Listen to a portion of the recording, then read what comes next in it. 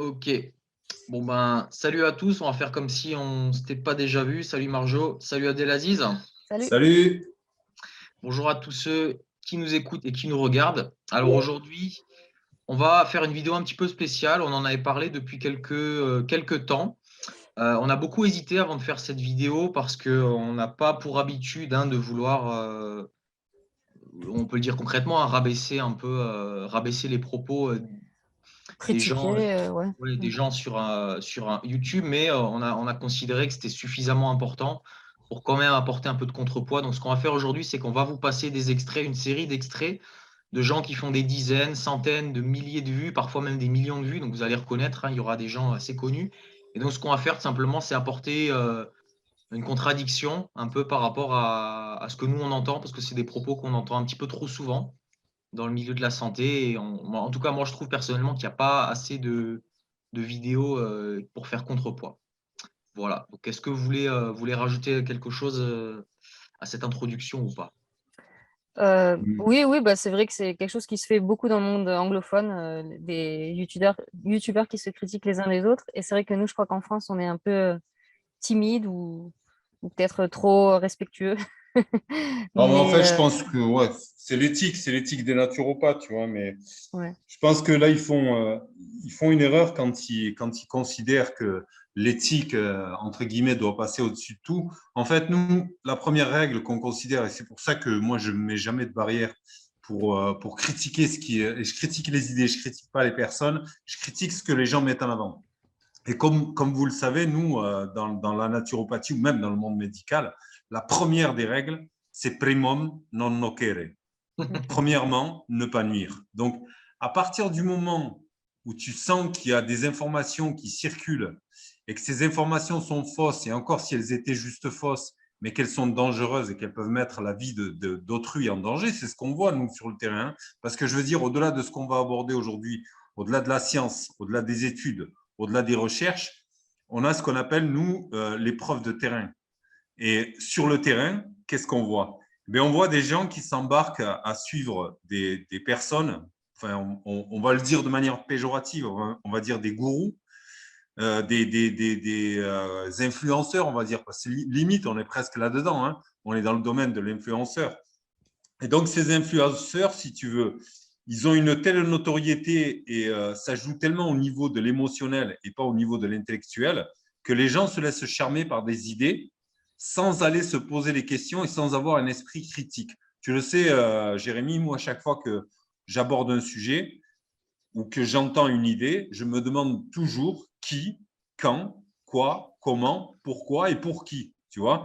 Et c'est ce genre de questions auxquelles il faut répondre. Et je pense que ça va être pertinent aujourd'hui pour pouvoir se faire une idée sur d'où viennent ces affirmations, pourquoi est-ce qu'elles sortent et surtout pourquoi est-ce qu'elles sont suivies par autant de personnes. Parce que au-delà même du phénomène de YouTube et de ce qui se fait sur le fait des influenceurs et le fait que les gens les suivent, c'est quand même des choses qui sont enseignées dans les écoles et qui continuent aujourd'hui à être répandues. On abordera peut-être aujourd'hui le régime alcalin, on abordera peut-être aujourd'hui le crudivorisme, on abordera aujourd'hui les affirmations gratuites comme selon lesquelles on est des animaux, des singes et qu'on a le même système digestif et que donc forcément on devrait manger de la même manière et tout ça. En fait, tous ces genres d'affirmations, elles seraient risibles si seulement elles n'étaient pas suivies et si seulement elles n'étaient pas enseignées dans les écoles. Donc nous, au-delà de l'éthique, il y a un moment donné, c'est la première des choses dans l'éthique,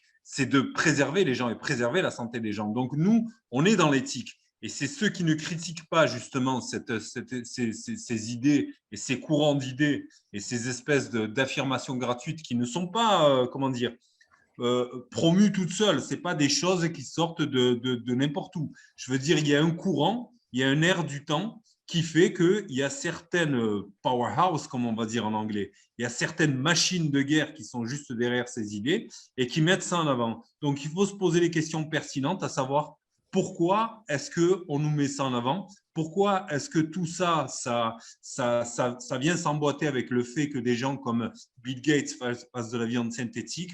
Pourquoi est-ce qu'on a toute une grosse industrie derrière avec comme par exemple Beyond Meat ou des choses comme ça qui sont là pour profiter de la manne? Et pourquoi on a des gens comme Natixis, par exemple, comme la banque Natixis, qui vient sponsoriser des mouvements écolos?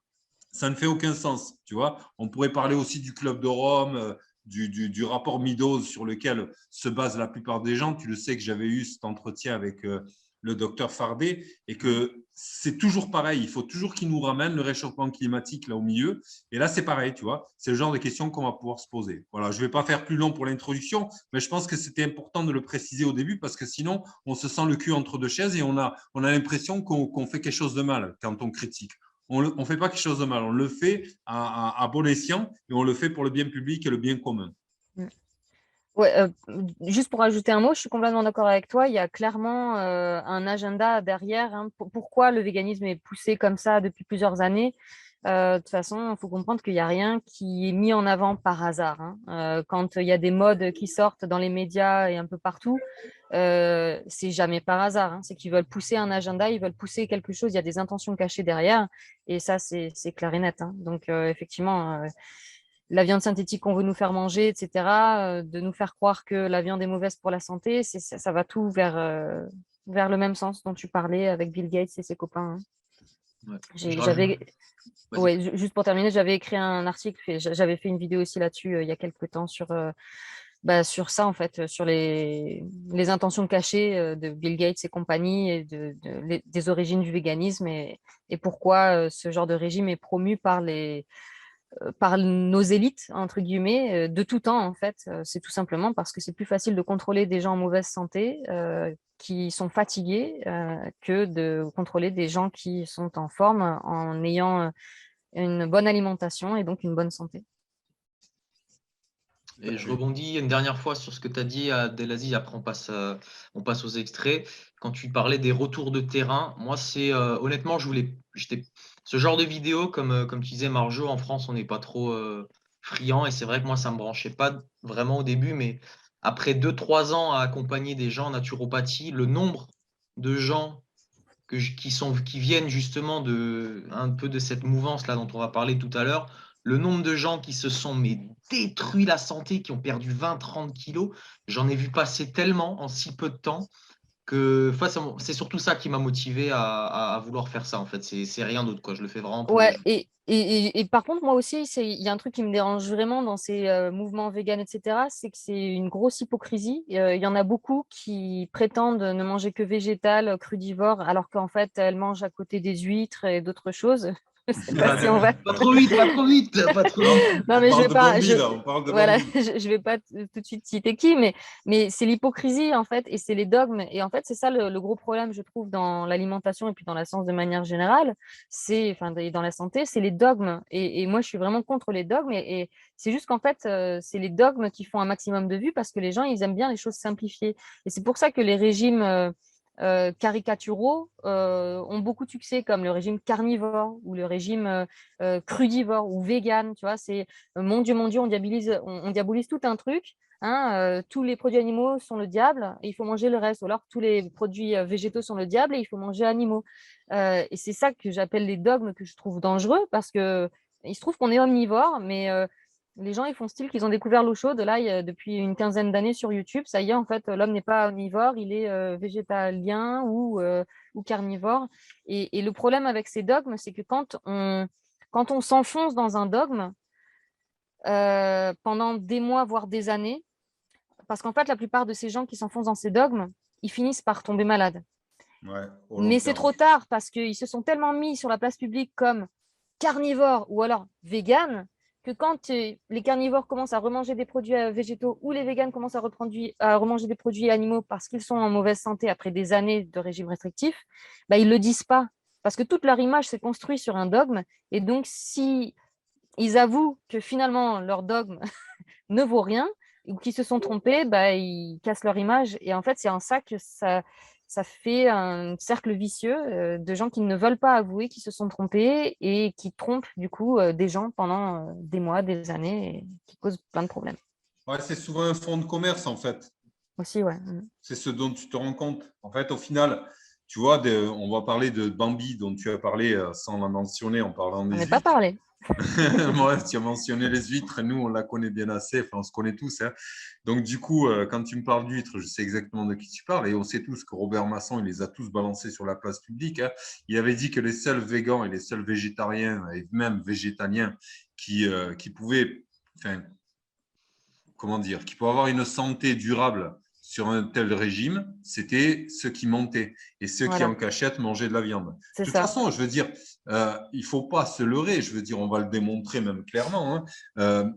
Que ce soit même au niveau de la science. Et là, c'est là que souvent je parle de l'opposition entre l'approche réductionniste et l'approche holistique. C'est que l'approche réductionniste, elle va se cantonner au quantitatif, donc mesurer telle quantité de choses et prétendre que parce qu'il y a telle quantité de choses de l'autre côté, eh bien, ça fonctionne. Mais en fait, ces gens, ils ne connaissent pas comment fonctionne réellement l'être humain et comment fonctionne son système digestif et comment fonctionne aussi l'interaction biochimique qu'il y a entre ce qu'on va donner à notre corps et nos cellules. Donc, on sait pertinemment, par exemple, que pour que la protéine soit biodisponible et pour qu'elle soit bien fixée, parce qu'au-delà de la fixation des acides aminés, on a aussi la fixation de l'azote. Ces choses, elles ne se font pas toutes seules. Il y a, par exemple, au-delà de l'acide aminé, il va y avoir d'autres choses à côté, comme la vitamine A, comme le zinc, par exemple, pour le collagène, qui est souvent présent dans le gras, dans les os et tout ça. On sait pertinemment que c'est une synergie entre plusieurs micronutriments qui va faire que ça va venir être disponible pour notre corps pour que lui puisse construire et faire ce qu'il a à faire. Par exemple, quand il y a un bébé, pour qu'il y ait une croissance, il faut absolument que cette protéine, elle soit disponible. Parce qu'en fait, si tu veux, tes cellules, elles vont le chercher. Elles vont la chercher, cette protéine, parce qu'elles en ont besoin.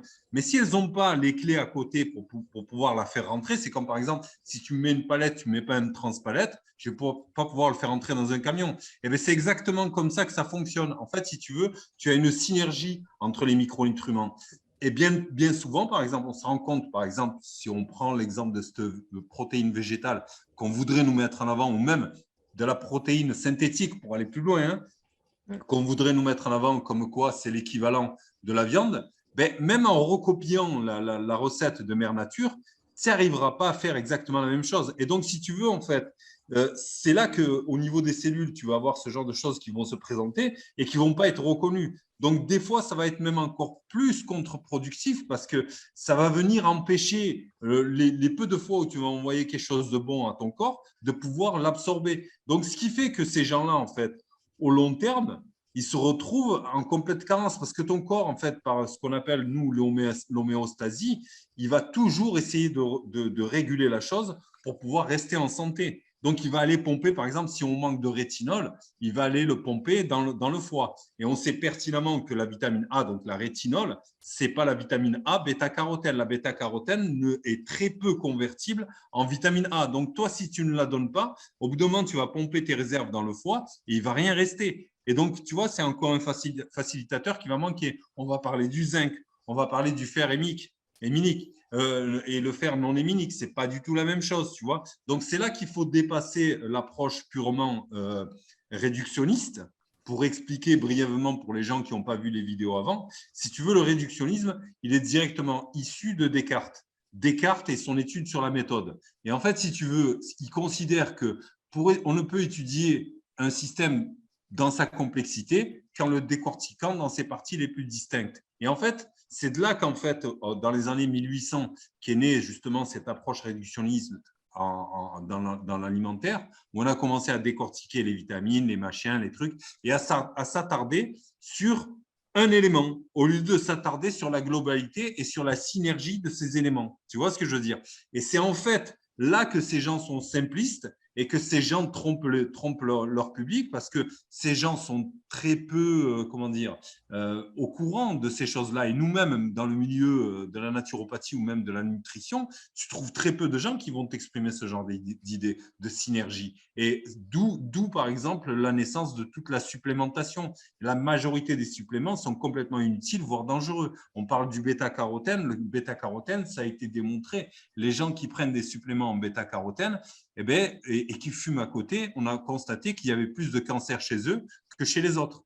Tu vois, c'est ce genre d'approche, en fait, qui a donné naissance à ce genre de business. Et en fait, voilà, c'est tant qu'on restera sous cette approche réductionniste, que ce soit dans l'alimentaire, dans le médical, dans l'universitaire, dans ce que tu veux, eh bien, on fera toujours fausse route. Ok, bon. On va passer aux extraits. Je vous demanderai juste d'être concis parce que moi, à 15h40, 45 maximum, il faut que je m'en aille.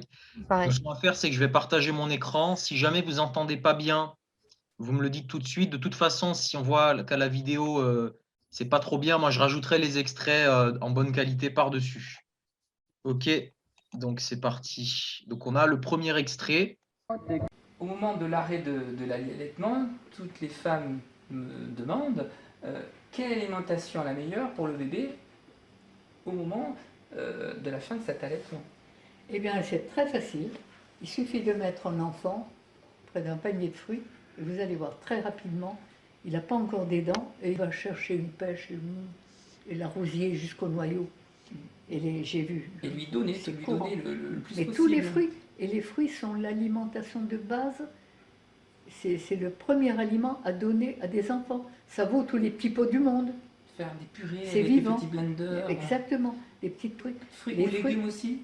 Ben, les fruits, les légumes, c'est un peu plus tard. Ça fait plus tard. Mais en attendant, on peut leur donner du jus de carotte pomme, carotte orange pour que ce soit plus doux. À quel âge à peu près Mais dès qu'ils ne têtent plus leur mère, Donc dès qu'ils ont 5-6 mois, ils peuvent. dès que l'enfant n'a plus envie de téter, je fais mes jus de fruits et tout pour lui nourrir Non, l'enfant. pas des jus de fruits, des purées Des de purées, fruits. exact, pardon.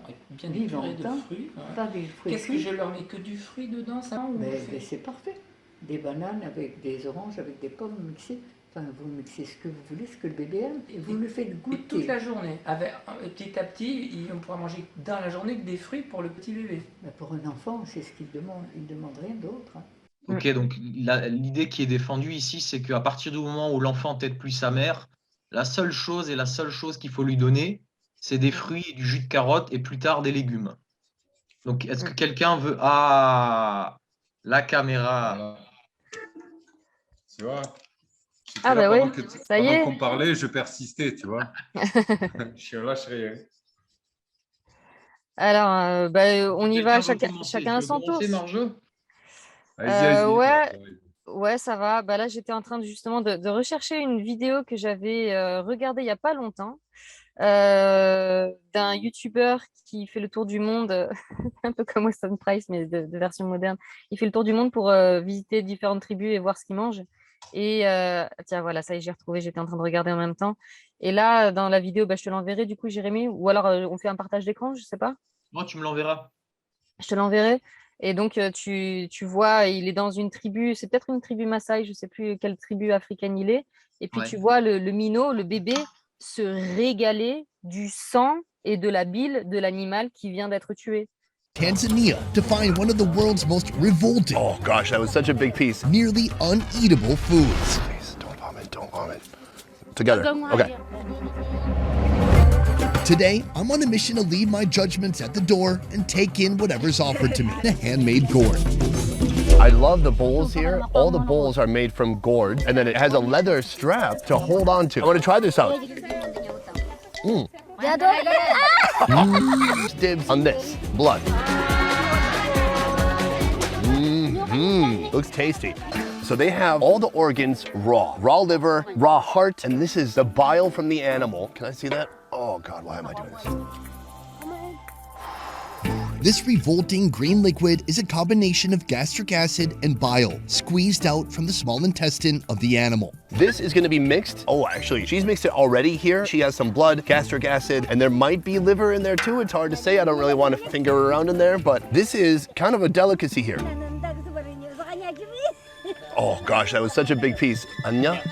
Anya. Anya means yummy. So give it a little bit of it.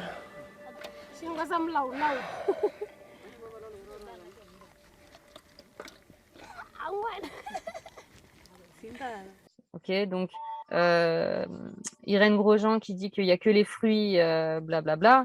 Non, en réalité, tout est une question d'habitude. Hein. Dans ces tribus africaines, les enfants, dès qu'ils sont bébés, dès qu'ils peuvent manger autre chose que le lait de leur mère, ils boivent le sang, ils mangent les organes et ils s'en régalent, hein. Donc ça, c'est une chose. Et après, quand tu lis le livre de Weston Price, c'est pareil. Weston Price, pour rappeler en 2 mots, c'était un dentiste américain qui a fait le tour du monde au début du XXe siècle pour essayer de comprendre pourquoi les Américains étaient aussi malades et avaient tous plein de caries. Et il avait vu que les tribus isolées du monde moderne n'avaient pas les maladies modernes et n'avaient pas les caries que les Européens et Américains avaient. Et donc, il a voyagé partout dans le monde et il a écrit un livre pour relater ce qu'il a observé. Et il observait donc les tribus isolées de partout dans le monde, les Esquimaux, des tribus africaines, des tribus aborigènes, etc. Et dans beaucoup de tribus, dans la plupart des tribus isolées, donc non contaminées par les conneries modernes, en fait, c'était très important. La nutrition des enfants était très importante et la nutrition des parents avant qu'ils ne conçoivent était très importante aussi. Et c'était toujours des produits animaux qui étaient vraiment valorisés par ces tribus-là. Donc, je vais vite fait vous lire quelques extraits que j'avais pris du livre de Weston Price. Il dit: dans de nombreux groupes, j'ai constaté que les filles n'étaient pas autorisées à se marier avant d'avoir eu une période d'alimentation spéciale. Dans certaines tribus, une période de 6 mois de nutrition spéciale était requise avant le mariage. Après, il dit que la responsabilité germinale de la bonne santé du fœtus, ça va être de la mère et du père. Ça, c'est quelque chose qu'on oublie beaucoup dans notre société, hein. On s'accorde que la mère doit faire attention quand elle est enceinte, voire avant de tomber enceinte, mais chez les tribus primitives, c'était l'alimentation était, une bonne alimentation était importante des deux côtés, du père, du futur père et de la future mère. Chez les Maasai primitifs de certaines régions d'Afrique, les filles devaient attendre pour se marier l'époque de l'année où les vaches étaient manger de l'herbe fraîche à croissance rapide et utiliser le lait de ces vaches pendant un certain nombre de mois avant de pouvoir être mariées. Okay, donc là, c'était quoi? C'était un produit animal et en l'occurrence du lait de vache qui venait de brouter les meilleures herbes de l'année, donc qui aurait un lait extrêmement riche en vitamines et minéraux, donc qui était privilégié pour la nutrition de la mère.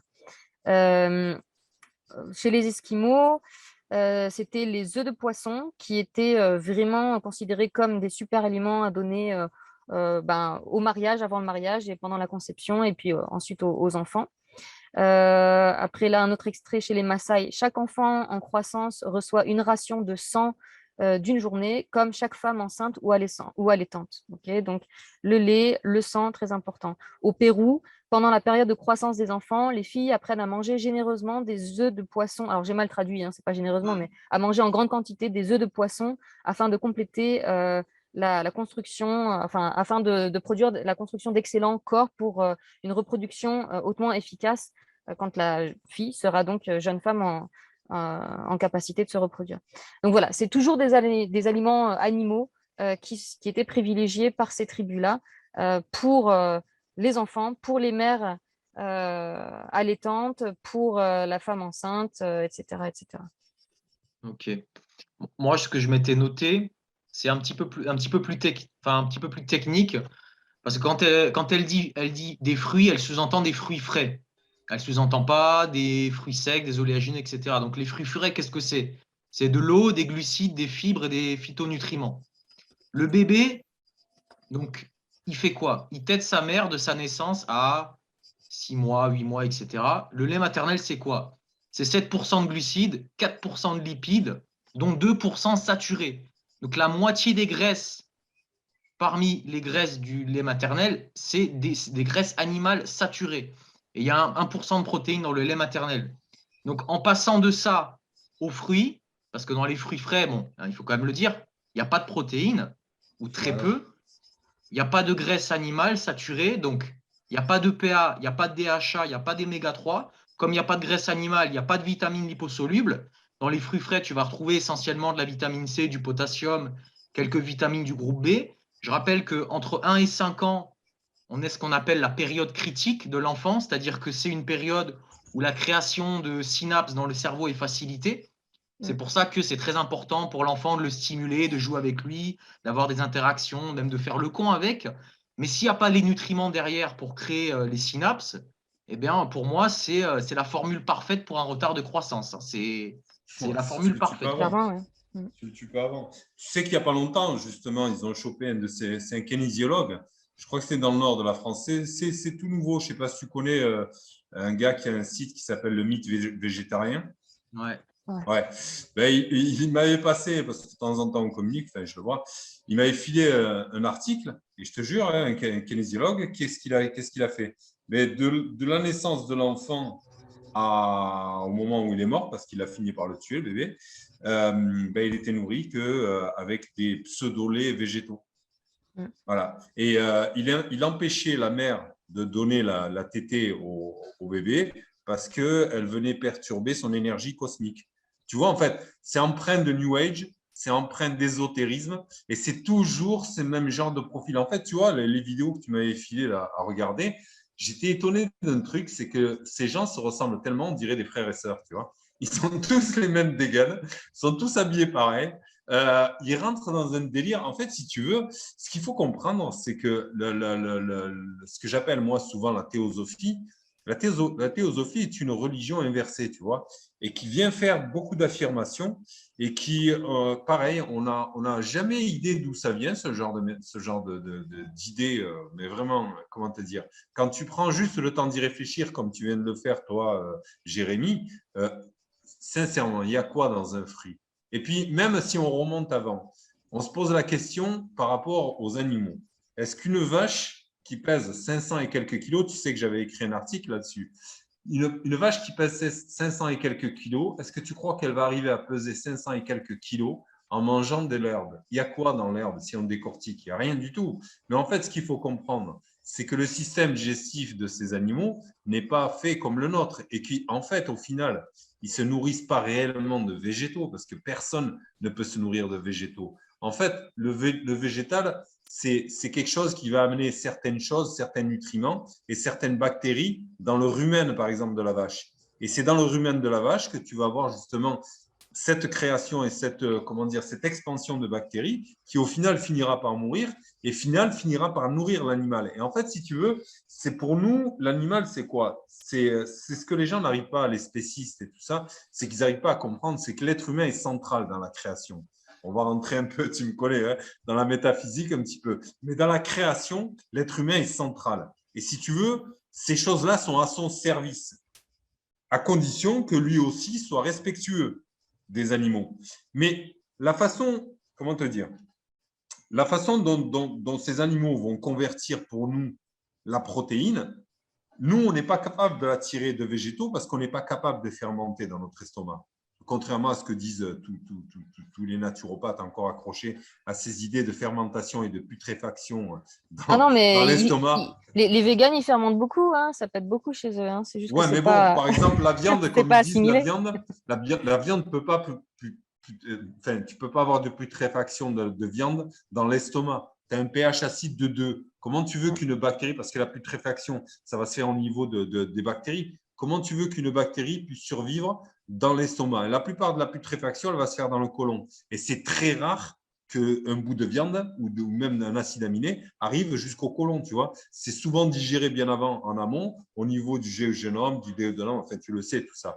Et donc, du coup, en fait, si tu veux, quand on prend cette approche et quand on voit les choses telles qu'elles sont, quand on voit les faits, nous, on n'est pas fait pour digérer ce genre de choses. On a un petit estomac, on a un petit système digestif, ce qui induit qu'au final, on doit avoir une haute densité nutritionnelle dans ce qu'on mange. C'est-à-dire qu'on ne peut pas manger des quantités astronomiques comme le font les vaches, à ruminer et tout ça, ou comme le font les gorilles, à passer la journée à bouffer des bambous. Nous, ça nous est impossible à faire. Donc, si tu veux, la parallèle est fausse. À partir du moment où tu as un esprit critique et tu commences à comparer les choses, tu te rends compte que ce n'est pas possible. On ne peut pas, nous, faire la même chose qu'eux parce que déjà, d'une, on n'a pas le même système digestif, on n'a pas la même taille d'estomac et donc on est condamné, nous, si tu veux, à miser sur des aliments qui vont avoir une haute densité nutritionnelle. Et tu fais bien de rappeler ce qu'avait dit Weston Price, mais quand on regarde même au niveau anthropologique, je sais qu'il y avait un universitaire israélien qui l'avait démontré, l'homme de tout temps, il a toujours été carnivore. Et puis si tu vas regarder même jusque dans les grottes, on n'a jamais vu de laitue peinte sur les murs, tu vois. On voit souvent des animaux, on voit souvent des scènes de chasse, mais rarement de choses comme ça, parce qu'en fait, c'est juste simple et clair et net. Je veux dire, il y a un moment donné, si tu ne manges pas de viande, ton corps va te le demander. Et puis même au niveau de la satiété, tu vois, on n'a pas la même chose avec le gras et avec la viande que ce qu'on a avec les autres aliments. Par exemple, si tu te mets sur un régime végan ou quoi que ce soit, tu vas souvent avoir des envies de sucre, souvent avoir des envies de grignoter, tu vois. Et c'est un des problèmes majeurs quand on rencontre ces gens-là. Et nous, on n'est pas fait pour fonctionner comme ça. On est fait pour manger à certains moments de la journée, genre une fois ou deux fois pour certains dans la journée. À l'époque ancestrale, c'est ce qu'on pouvait noter. Même chez nous, on le voit qu'on est en meilleure santé quand on jeûne, quand on déjeune le matin, par exemple, et qu'on remange que le soir. Eh bien, c'est beaucoup plus sain et on sent que même au niveau de notre immunité, eh bien, on est mieux, quoi. Donc, du coup, si tu veux, la façon dont on doit manger, elle doit se baser avant tout sur qui nous sommes et sur quels sont nos besoins. Et chose qu'a fait justement Weston Price et qu'il l'a fait à bon escient, c'est qu'il a pu le constater sur le terrain et il a vu aussi qu'au moment où on introduisait la nutrition moderne dans ces peuples ancestraux, eh bien, on se rendait compte que de suite, ils développaient des maladies chroniques inflammatoires. Donc, si tu veux, rien qu'en disant cela, on met à bas cette espèce d'affirmation gratuite que vient de faire Irène Grosjean dans la vidéo, parce qu'on peut la mentionner vu qu'on l'a vu. Donc, du coup, si tu veux, ces affirmations qu'elle fait, elle les sort de son chapeau avec des observations naïves et très simplistes, en se basant juste sur l'observation, oui, on a la même forme qu'un singe, donc on est un singe, tu vois. Et donc, on doit consommer de la même manière et on doit consommer des jus et on doit consommer de l'herbe et on doit consommer des bambous. Seulement, elle mange de l'huître, tu l'as dit tout à l'heure, et c'est de elle qu'on parlait. On l'a compris, quoi. Donc, du coup, en fait, si tu veux, moi, je mets quiconque. Tu te rends compte, elle mange des huîtres vivantes. Hein, c'est encore plus cruel que de manger un animal qui a été tué. Là, elle bouffe un truc vivant. Elle est cruelle, Irène Grosjean. Elle ne se pas les huîtres, c'est pour ça. Ah oui, c'est vrai qu'il y a certains animaux qui n'ont pas de système. C'est ce qu'il raconte. Hein. Ouais. Elle n'a pas d'âme, l'huître. Ouais, c'est ça. Ok. Bon, écoute, bref. Il y avait un extrait. De toute façon, on va pouvoir reparler des systèmes digestifs, tout ça, avec les autres extraits. Hein, c'est ça, Jérémy. De toute façon, il y avait, là, le prochain extrait, c'est pareil, un extrait de la même personne. Le meilleur lait de substitution, quand ce n'est pas le lait de la maman, qui est le meilleur de toutes les façons, pour tous les petits, c'est le lait de noix de coco fraîche. Il est végétal, il est vivant, et ça, c'est la meilleure nourriture qu'on puisse offrir aux petits. Alors là, on a un lait très nutritif et vivant. Donc là, je pense qu'on n'a pas besoin de revenir dessus. C'est le moins pire, hein. C'est le moins pire. Hein. Le lait de coco, c'est le moins pire de tous ces autres laits, entre guillemets, parce que moi, je ne les appelle pas du lait, je les appelle de la pisse d'amande, de la pisse de soja et de la pisse de… Tu vois ce que je veux dire? C'est tout sauf du lait, en fait. Je veux dire, c'est un abus de langage. Le lait, je veux dire, tu vois, la protéine du lait, par exemple, c'est une des protéines les plus digestes. Je crois qu'elle est digeste à 95%, tu vois. Le gras que tu as dedans, la vitamine A, tout ça. Je veux dire, c'est juste incomparable. Tu ne peux pas appeler une chose… On appelle ça limite un jus, tu vois, pour être poli, pour dire pisse, quoi. Mais c'est un jus, quoi. Voilà. Non, mais ce qu'elle dit, en fait, c'est que le lait de coco, c'est le meilleur lait. Et elle met de côté, du coup, les laits animaux. C'est-à-dire, elle va dire que le lait de coco, c'est mieux que le lait de vache, tu vois. Alors que dans le lait de coco, il n'y a pas de graisse animale, il n'y a pas de protéines complètes. Ce qu'il y a dans le lait de vache. Hein. Le lait de vache qui a, comme tu le dis, moi, je prends toujours ce score. Hein. Je l'aime bien, on en parlera tout à l'heure, des protéines. Mais le lait a un score maximal pour ça s'appelle le PDCAS, on en parlera tout à l'heure. Un score qui mesure la digestibilité et le profil en acides aminés, le lait et l'œuf, c'est ce qui a le score maximal. Bon, on en reviendra tout à l'heure, mais le problème, c'est qu'avec ces vidéos, tu as des femmes qui vont donner du lait de coco à leur nourrisson, tu vois, au lieu du lait de vache. C'est systématique, en fait, je veux dire, tu vois, tu épluches les infos, les news, les journaux, tu cliques ça sur Internet, mais tu as des dizaines et des dizaines de cas qui sont comme ça. En Australie, ils ont tué leur bébé, ils leur ont enlevé leur bébé. Enfin, ça finit toujours pareil. Ça finit avec les assistantes sociales qui interviennent parce que c'est une catastrophe. Tu vois, Ouais, parce que mais le gamin, après, ce qui est contradictoire, c'est qu'aux États-Unis, la FDA, je crois, a ouais, dit il n'y a pas longtemps, il y a quelques années, il y a peut-être 2 ans, que un régime végétalien était tout à fait adapté pour les bébés. Et c'est ça le problème, c'est que, tu vois, tu viens de dire d'un côté, il y a le gouvernement qui va enlever des bébés maltraités par des véganes à leurs parents véganes, mais d'un autre côté, tu as le même gouvernement qui raconte qu'on peut très bien nourrir un bébé T'es avec sûr que un c'est le régime vegan. gouvernement? T'es sûr que c'est le gouvernement? C'est la FDA, ben, mais c'est pareil. C'est pas pareil, hein. ouais, Bah, c'est un truc. C'est une association de Oui. diététiciens, c'est pas le gouvernement, hein. Enfin, Ouais, ouais, mais non, le en fait, si gouvernement tu se veux, base sur ça pour beaucoup de choses. c'est les conseillers directs de l'État américain, tu vois, au niveau de la nutrition. Mais Mm. ce que j'ai constaté souvent, c'est qu'en fait, il y avait énormément de conflits d'intérêts. Et c'est ce que ne vont pas rechercher les gens quand ils vont regarder les études et les recherches, parce que là, c'est toujours pareil. Il ne faut pas se contenter juste du quantitatif et de prendre juste une étude parce que, soi-disant, elle est publiée sur PubMed. Il faut encore aller rechercher, voir un petit peu qui a financé ces études, qui se trouve derrière et pourquoi ce genre d'idée est mis en avant. Et bien souvent, c'est toujours les mêmes. Hein. Je veux dire, tu le vois bien, je veux dire, on voit rien qu'avec l'Organisation mondiale de la santé, c'est financé directement par Bill Gates, c'est financé, tu vois ce que je veux dire. Donc, ce genre de choses-là, il faut toujours le prendre avec des pincettes. Et puis, toutes les études, je veux dire, par exemple, par rapport à la viande qui, soi-disant, est cancérigène, etc., c'est toujours pareil. C'est toujours les mêmes qui financent. Et puis, l'autre point, c'est que c'est souvent basé sur des viandes transformées. Et là, pour revenir encore une fois au lait que tu viens de décrire, on ne peut pas comparer le lait cru qui sort d'un animal nourri à l'herbe avec une espèce de lait nourri avec des grains à qui on a donné des antibiotiques et des hormones de croissance pour justement augmenter sa quantité de lait. Ça se retrouve forcément dans le lait. Donc, forcément, il va y avoir un problème. L'autre point, c'est au niveau du lactose. Il y a énormément de gens qui sont intolérants au lactose. Eh bien, miracle au grand miracle, quand tu as un lait cru, si tu veux, il y a de la lactase dedans. En fait, si tu veux, il y a l'enzyme qui est nécessaire pour digérer justement ce lactose. ouais.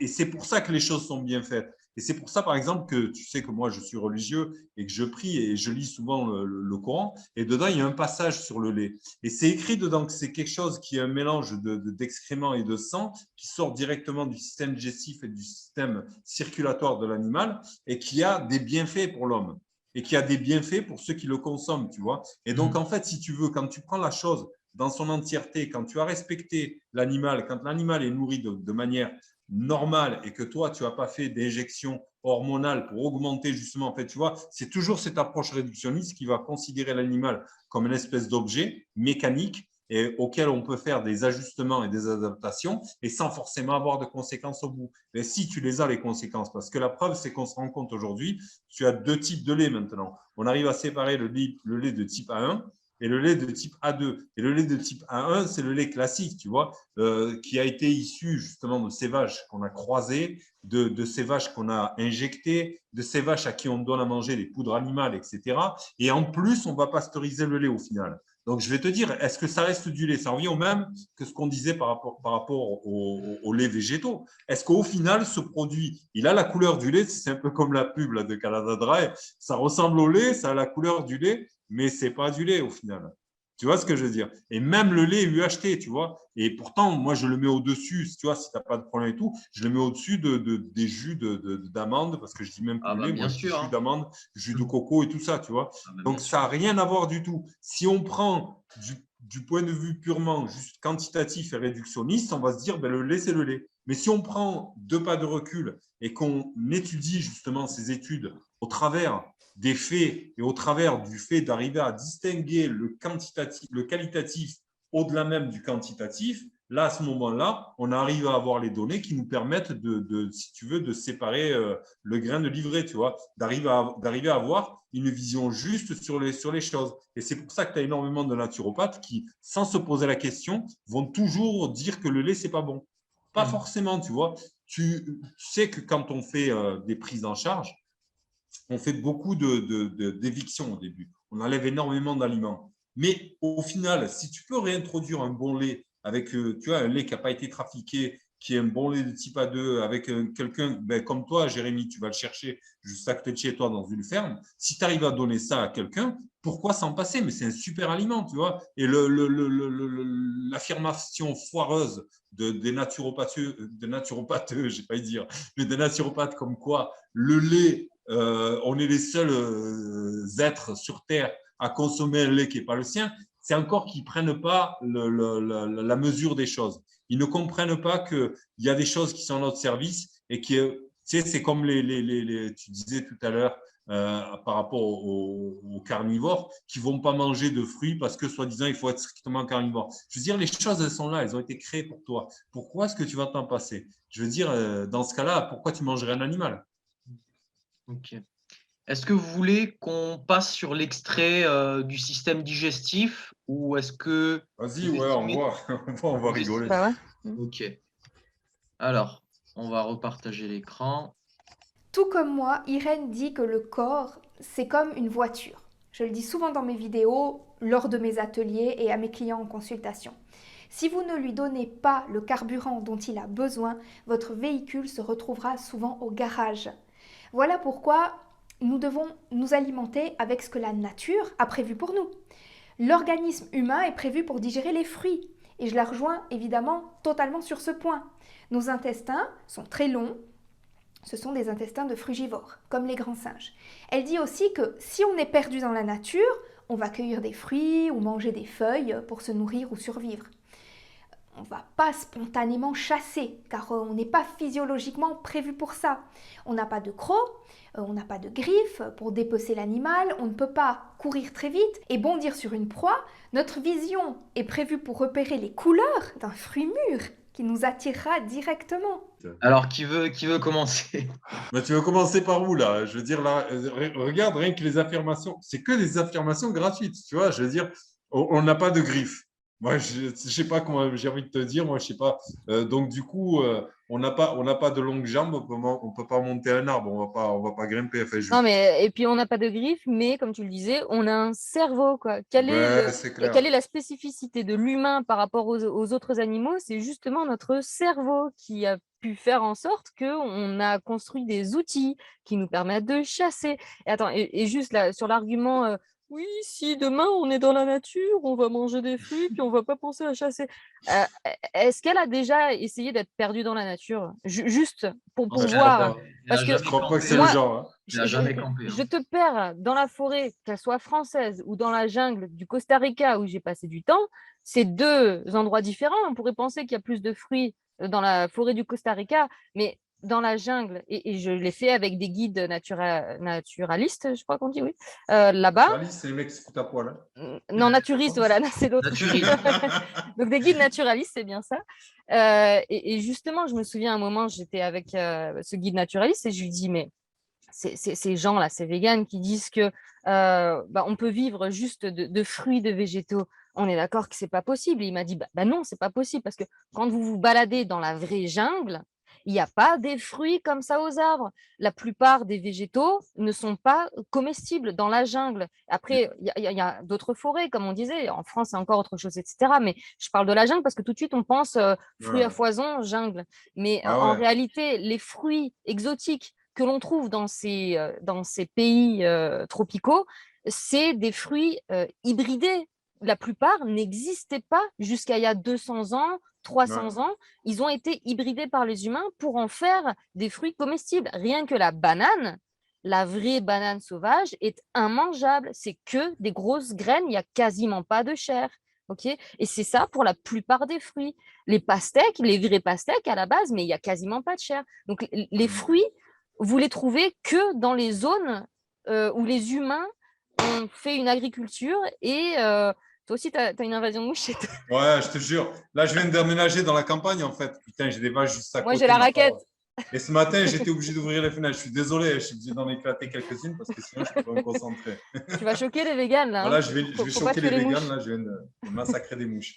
Enfin, voilà, bon, pour terminer, si demain, je la perds dans la jungle de n'importe où, elle va pas trouver des bananes à cueillir comme ça ou des poires ou je sais pas quoi. Au contraire, la première chose que tu vas faire si tu es perdu dans la jungle, c'est de bouffer des insectes. Là, on va faire plaisir à Bill Gates et on va commencer à chasser. Okay, et dans la forêt en France, c'est pareil. Est-ce que tu vas trouver beaucoup de forêts où tu as des fruits? Non, les fruits, les pommiers, tout ça, ça va se trouver dans les zones urbanisées, là où il y a des humains, parce qu'on a pu fabriquer des pommiers, on a pu hybrider des pommiers qui donnent des pommes vraiment comestibles. Je ne dis pas qu'il n'y a pas de pommes dans la nature sauvage, mais ça va être des pommes minuscules, super acides. Tu ne vas pas te nourrir de ça, quoi. Si je te perds dans la forêt demain, tu vas manger des animaux, tu vas devoir chasser, tu vas manger des tubercules et tu vas manger des feuilles et des insectes. Voilà. Après, je me permets aussi de dire ça parce que justement, ça fait un moment que je m'intéresse aux plantes comestibles, etc. Et donc, moi, ça m'arrive très souvent de manger des plantes sauvages. Donc, oui, il y a plein de plantes qu'on peut manger. Ah bon, après, il faut les connaître, hein, mais il y a plein de plantes qu'on peut manger, mais ce n'est pas avec mes feuilles vertes que je vais avoir mes calories de la journée. Ça, je peux te le garantir. Hein. Les calories de la journée, je vais les avoir avec les animaux que j'aurais chassés ou les poissons que j'aurais pêchés et les tubercules qu'on peut trouver. Beaucoup de gens ne pensent pas qu'on puisse trouver beaucoup de tubercules, mais en réalité, oui. Mais, mais voilà. Regarder Koh-Lanta pour ça. C'est vrai, en plus, tu sais, ça a l'air con de donner cet exemple. Mais tu regardes Koh-Lanta, c'est ça en fait. Au bout d'un moment, tu vois que les mecs, à force de manger du manioc et des conneries comme ça, ils n'en peuvent plus. Tu vois, dès qu'ils trouvent un peu de protéines animales, tu vois bien que leur corps, il le demande. Ils sautent dessus. Non, mais c'est ça en fait. Le gros problème des véganes, c'est tous ces gens-là, c'est des gens qui sont tellement déconnectés de la nature, mais tellement, je veux dire, si on en arrive à ce genre de débat là, même celui qu'on a aujourd'hui entre nous, à devoir expliquer pourquoi il faut manger des produits animaux, c'est que on vit dans une société où nous, humains, on a été tellement déconnectés de la nature qu'on ne sait même plus ce qu'on est censé manger. C'est grave, c'est dingue. Et voilà, ces gens-là, ils sont complètement déconnectés. Il faudrait que tous ils fassent un stage à Koh-Lanta, là, hein, ou un stage qui soit perdu dans la forêt pendant un mois pour voir s'ils peuvent manger des fruits et des légumes toute la journée et des céréales. Ça fait. Est-ce que tu ne penses pas que on peut relier toute cette, je vais le dire vulgairement, mais toute cette merde à la woke culture, tu vois? Quelque part, c'est un petit peu ça. Hein. Mais ça rejoint ce que tu disais. Voilà. C'est tout est hors sol, tu vois, tout est hors sol, tout est hors sol. Tu peux rien critiquer. Si tu dis quelque chose, t'es gargamel, t'es homophobe, t'es non, mais justement, ça rejoint ce que tu disais tout à l'heure, où il y a un agenda caché derrière. Exactement. On fait exprès de nous déconnecter de la réalité pour pouvoir nous hypnotiser avec des idées complètement farfelues dans un but final qui est un but de contrôle. Mais créer un homme nouveau. Toujours plus de contrôle. Ouais, et puis créer l'homme nouveau, tu vois, Néo, le fameux Néo de Matrix, quoi. Créer un homme nouveau, en fait, et lui retirer ses fondements, lui retirer ses racines, défoncer la famille. Parce que tu le vois bien, je veux dire, tout est mis en avant, Gay Pride, là, juste ce week-end à Avignon, enfin voilà, je m'en fous, tu vois, chacun fait ce qu'il veut. Et pourquoi c'est mis en avant? Mais pourquoi c'est mis en avant? C'est pas parce que les gouvernements, d'un coup, ils trouvent une grande affection à la population gay. Ils en ont rien à battre des gays. Ils s'en battent, pourquoi c'est mis en avant? Il faut que la communauté gay le comprenne aussi. Et pourquoi est-ce que la tradition… Les gars, ils vous mettent pas la Gay Pride en avant, ils vous mettent pas le mariage gay en avant pour vous faire plaisir, amis gays. Non, ils font ça parce qu'ils ont un agenda derrière.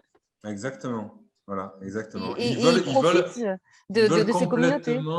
Complètement nous déraciner, complètement nous déboussoler, en fait, si tu veux. Là, juste là, il n'y a pas longtemps, c'était cette semaine, je disais, je crois que dans les manuels scolaires, ils vont parler de sodomie et tout ça pour les enfants de 12 ans. En fait, il y avait eu…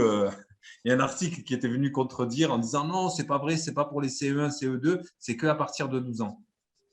Tu vois, enfin voilà, c'est ce genre d'idée, c'est la même chose. Hein, je veux dire, pourquoi est-ce qu'on va foutre les gens en danger? On le sait très bien, je veux dire, tu prends n'importe quelle étude, n'importe quelle recherche, tu prends n'importe quel médecin sérieux, il va te le dire clairement. Je veux dire, la protéine animale, on ne peut pas s'en passer. Donc, tu vois, venir raconter des carbistouilles, comme elle vient de dire cette dame, qu'elle se perd dans la forêt, mais qu'elle vienne se perdre dans la forêt vers chez moi en hiver et qu'elle voit si elle va trouver un fruit, tu vois. mais tu vois, moi, je veux organiser des… Il n'y a pas des fruits toute l'année, quoi. Il n'y a pas de fruits toute l'année. Donc, c'est complètement hors sol. Limite, on se fait même chier, entre guillemets, à critiquer ce genre de vidéo. Moi, ce que j'avais dit à Jérémy, j'ai failli dire non, tu vois, au fait de faire cette vidéo parce que moi, j'ai envie de me contenter presque de mettre en avant ce qui est, de présenter les choses telles qu'elles sont. Et puis après, voilà, je ne vais pas passer mon temps, moi, à reprendre parce que je te jure, quand tu m'as envoyé les vidéos, je me suis forcé, mais putain, à regarder les trucs. Mais ça fait mal, ça pique les yeux et les oreilles, tu vois. Quand toi, tu t'es formé, que tu sais exactement les choses, tu as passé du temps, c'est ton métier, quoi. Je veux dire, ces gens-là qui arrivent là, c'est avec ses cheveux coiffés, et je te mets au défi, si elle est végan, si elle est végétarien, moi, je suis les Didi, Elle quoi. l'est. Bah, tu l'as vu, ses joues Enfin, et elle, tout. elle dit qu'elle l'est, ouais. Bah, ça m'étonnerait. Non, Elle mais doit aller- après, elle je doit pense croquer dessus. on peut être vegan pendant. Moi, je pense qu'on peut Pendant être 2 vegan. ans. Non, non, je pense qu'on peut être vegan vraiment pendant genre 10-15 ans. Et après, à partir de ce moment-là, si, moi, j'en connais où c'est possible, mais c'est juste qu'au bout de 10-15 ans, ils Ouais. commencent à avoir tellement de problèmes que là, c'est plus possible. Et justement, tu parlais tout à l'heure du mythe végétarien, du gars qui a créé le groupe, mais ça vient du livre Le mythe végétarien par Lierre Kiss, là, je ne sais plus exactement son nom. Elle a été, je crois, végane pendant 20 ans, il me semble. Mais donc, c'est possible. Et Mais je justement, crois que c'est elle qui tient le blog, hein. non, parce qu'elle est américaine. Ah ouais, d'accord. Tu veux dire, parce que oui, il y a le mythe Parce que c'est végétarien une meuf, en français. fait, je crois, la meuf qui tient le. D'accord. Je sais pas, Bah, j'ai l'impression que ouais, c'est ouais, une meuf. je crois aussi, mais j'avais été en contact avec elle quand j'étais dans le groupe Paléo il y a longtemps. Mais effectivement, en français, non, mais par contre, son groupe, elle l'a créé du livre de Lierre, je ne sais plus son nom de famille. C'est une américaine qui a été végane pendant longtemps et qui s'est pourri la santé. Elle s'est tuée la santé à être végane pendant justement très longtemps. Je crois que, comme je te dis, c'était 20 ans. Et elle a fini par écrire un livre pour raconter son expérience et puis surtout pour démontrer que non, le véganisme ne protège pas la planète, c'est l'opposé, et que C'est non, le l'opposé. véganisme ne protège pas ta santé, c'est l'opposé. Alors, je ne l'ai pas lu ce livre, j'ai juste lu des extraits, je me suis dit depuis longtemps qu'il faudrait que je le lise, donc je finirai par le lire, mais je pense que c'est un livre vraiment très intéressant parce que ça vient justement d'une personne qui a été profondément détériorée par le Ouais. véganisme. Ouais, en fait, ils mettent souvent cette carte en avant comme quoi, tu vois, ça vient à l'encontre je veux dire, tu vois, c'est contre la protection de la nature, etc., etc. Ah, mais c'est Mais c'est complètement toujours faux. pareil, ces associations-là qui sont financées justement par Natixis, toute la clique, hein, L214, là, par exemple, qui va filmer justement les endroits où l'élevage est fait de manière industrielle. Mais nous, on ne demande qu'une chose, c'est revenir à l'élevage traditionnel, tu vois. Exactement, c'est ça Voilà. qu'ils confondent, c'est ça le Et ils problème. confondent Les là-dessus. véganes confondent l'agriculture industrialisée. En fait, tous les problèmes, parce que moi, si tu veux, je suis complètement d'accord avec les véganes, je suis contre l'élevage même, je suis Ben contre oui. l'agriculture, moi je suis pour revenir au respect de la nature, et c'est quoi le vrai respect profond de la nature? Bah, c'est la chasse et la cueillette parce que là, on ne perturbe pas l'équilibre de la nature. Donc après, je sais que je choque en général quand je dis que je suis contre l'élevage. Je sais bien que dans notre société, on est tellement enfoncé dans nos dérives technologiques et d'agriculture que c'est difficile de se dire qu'on pourrait se passer de l'élevage pour manger de la viande. Mais dans un monde idéal, bah, justement, c'est là que je rejoins aussi Lierre Kiss, celle qui a écrit le mythe végétarien. Elle dit elle aussi que ce qu'il faut faire, c'est revenir à ce dont on est fait et ce dont la nature est faite pour. On est fait pour chasser, voilà, et pas pour complètement transformer la nature avec ce qu'on fait, l'agriculture, l'élevage, etc. Moi, je suis complètement contre. Après, encore une fois, il n'y a pas tout qui est tout blanc, tout noir. Il y a certains élevages qui sont beaucoup plus respectueux que d'autres. Ce que en général critiquent les véganes, c'est les fermes énormes qu'on voit aux États-Unis, puis bon, malheureusement de plus en plus en France et en Europe, avec des milliers de pauvres bêtes entassées dans des hangars qui ne voient jamais la lumière du jour, qui sont nourris avec de la merde. Mais moi, je suis complètement avec eux, hein, les véganes qui essayent de libérer les animaux là, enfermés dans ces trucs-là. Mais moi, je veux bien aller avec eux parce que moi, je suis absolument contre ces horribles camps de concentration pour animaux, hein. Moi, je suis contre l'esclavage des animaux, hein. Et par contre, la chasse, je trouve qu'il n'y a pas plus respectueux parce que tu manges un animal qui a été libre toute sa vie, qui a été heureux, qui a mangé son alimentation naturelle toute sa vie. Donc moi, je trouve que tous les véganes devraient être pour la chasse. Ouais. Parce que si tu es contre l'élevage intensif, bah, pour le bien-être des animaux, bah, tu devrais être pour la chasse, parce qu'aussi, le bien-être des animaux, c'est le bien-être des êtres humains. Et les êtres humains, leur bien-être, pour notre bien-être, on a besoin de manger de la viande. Donc, dans tous les sens, il faut la chasse. Juste pour te couper, tu vois, le point sur l'élevage, je pourrais te renvoyer à l'histoire de Abel et Caïn. Tu sais que Abel était un éleveur, qu'il avait des bestiaux. Les les prophètes en général avaient des bestiaux. En fait, si tu veux, nous en Europe, là, ici, dans notre modèle économique, etc., moi, j'ai vécu dans le désert, tu vois, et j'y ai vécu pendant 6 ans. Et si tu veux, il y a des modèles économiques qui sont construits là-dessus, tu vois, sur l'échange d'animaux. Là, les gens qui vivent dans les tentes en toile, au milieu du désert et tout ça, ils sont avec leurs bêtes. Leurs bêtes, c'est aussi un moyen d'échange. C'est aussi un moyen de marier leurs enfants. C'est aussi un moyen, tu vois, mais ils vivent en harmonie avec eux. Et normalement, enfin, dans les plus reculés, hein, parce que là, tout ce qui est à côté des villes et tout, c'est fini. C'est comme ici en Europe. Mais dans les plus reculés et tout ça, les animaux sont encore traités de manière saine, tu vois ce que je veux dire.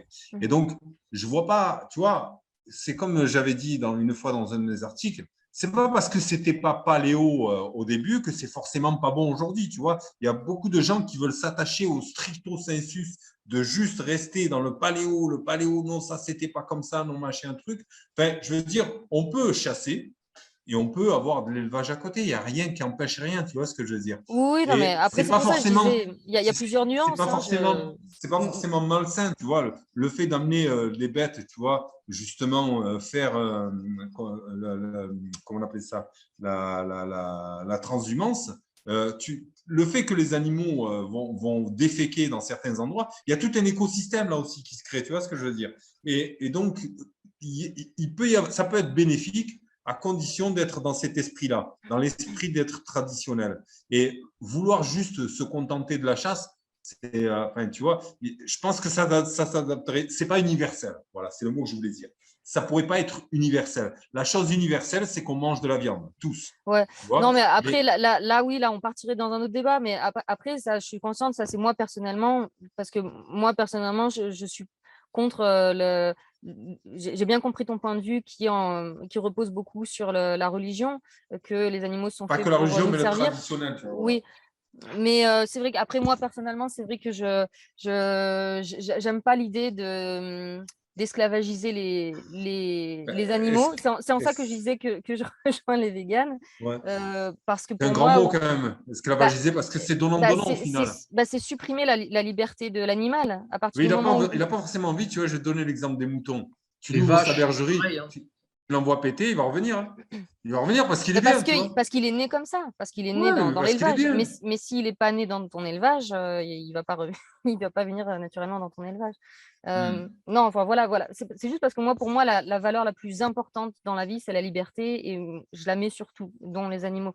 Mais ça, c'est très personnel. C'est pour ça que je te dis ça. C'est un autre débat. Voilà. C'est pas universel, c'est ce que je voulais dire. On peut avoir des opinions. Oui, voilà, c'est mon opinion. Universalité sur la chose. Bon, on est parti loin. Ouais. C'est toujours pareil avec moi, dès qu'on commence. Je vous laisse choisir le dernier extrait qu'on va faire. Est-ce que vous voulez qu'on parle de protéines? Est-ce que vous voulez qu'on parle… Vas-y, envoie. Est-ce que vous voulez qu'on parle de besoins en protéines? Est-ce que vous voulez qu'on parle de protéines animales et végétales? Est-ce que vous voulez qu'on parle de protéines et frugivorisme? Envoie. Je défonce 2-3 mots. Ce que tu veux. Que je veux? Ouais. Ok. Pour nous, les protéines, c'est toujours des protéines animales. Et moi, on m'a toujours appris, parce que j'ai passé un diplôme, si tu veux, lorsque j'étais aux États-Unis de nutritionniste, que les protéines animales étaient de meilleure qualité que les protéines végétales. C'est faux. C'est faux. L'homme s'est développé a évolué en tant que végétarien. Tu vois, on n'a pas le système digestif d'un carnivore. On a les intestins très longs. Tu vois, on n'a pas les canines. Et puis même… physiologiquement, on ne peut pas tuer un animal à main nue, quoi. Donc, on a grandi en mangeant des fruits, des légumes. On parle du paléolithique, tu vois. Bon, le paléolithique, c'est 2 millions d'années quand même. Hein. C'est une période très grande. Donc, il y a eu des glaciations, etc., etc. Il y a eu plusieurs modes alimentaires. Ces hommes-là, à l'époque, se nourrissaient pour survivre. Nous, aujourd'hui, on a la chance d'avoir beaucoup de choses à notre disposition. Après, c'est un choix que chacun doit faire en son âme et conscience. Mais surtout… C'est une question de calories aussi beaucoup. Par rapport à la migration des humains, ils prenaient les calories qu'ils trouvaient. Exactement. Après… Exactement. Puis on a inventé le feu, on a fait cuire la viande. Un vrai carnivore, on mange la viande crue, on la fait pas cuire, tu vois. Donc voilà, c'est ce qui m'a amené aujourd'hui à adopter un mode alimentaire 100% végétal. Et j'ai eu, alors ça j'ai été vraiment soulagé, tu vois, de trouver de bonnes protéines végétales, quoi. Et en fait, toutes les protéines végétales qu'on trouve, alors, que ce soit dans la nature avec les légumes, les noix, tu vois, etc., sont parfaitement assimilables par notre corps, puisqu'on a évolué avec cette base-là. Donc génétiquement, notre corps reconnaît. Et les antinutriments, t'en fais quoi du coup? Sans Moi, déconner. Non, mais tu vois, regarde, on la prend viande juste crue, on la la mange, hein. gliadine, on prend juste, enfin, je veux dire, tu sais pertinemment que, enfin, ça va être une galère. Et puis, même au niveau de la quantité, puis tu avais dit le niveau de la biodisponibilité, je veux dire, on va pas y revenir dessus.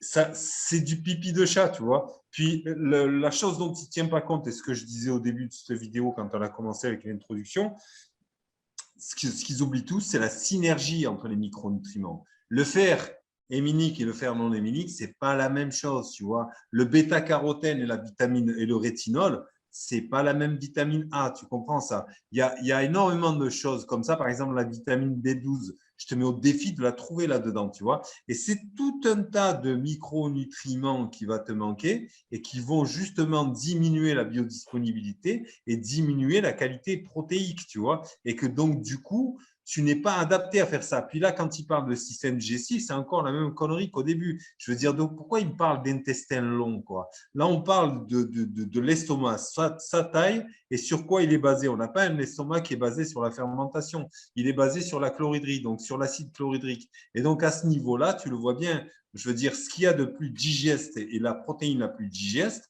c'est vraiment la protéine animale. Je veux dire, tu ne trouveras jamais dans tes toilettes un bout de steak. Par contre, les haricots, les machins, les faillots, tu vas en trouver. Je veux dire, tu vas avoir un arc-en-ciel derrière. Donc, tu vois, c'est ce genre de choses-là qui, je veux dire, ces gens font des affirmations sans forcément être en connexion avec le réel, être connecté au réel. Et donc, forcément, tu vois, on peut dire ce qu'on veut. Je veux dire, c'est pareil. On peut dire qu'on est né de rien du tout, qu'on vient de nulle part et qu'on est des hommes dieux. Que, tu vois, après, voilà, c'est toutes les affirmations de tous ces théosophes et de ces New Age qui, au final, enfin, ça pèse rien, ça pèse pas lourd. Mais malheureusement, tu vois, c'est bien présenté, le mec avec des lunettes et il te dit tu vois, il a l'air cool sur sa chaise et tout. Et puis toi, tu es à côté, tu n'y connais rien, tu écoutes cette vidéo, tu dis putain, ouais, il a raison. Ouais. On n'a pas de griffes, on n'a pas de trucs, on n'a pas de... Mais comme tu viens de le dire, Marjo, on a un cerveau, quoi. On a un cerveau et ça nous permet de faire des stratagèmes, de faire des, tu vois, de faire des pièges. Moi, je vois juste mon beau-père qui habite dans la montagne.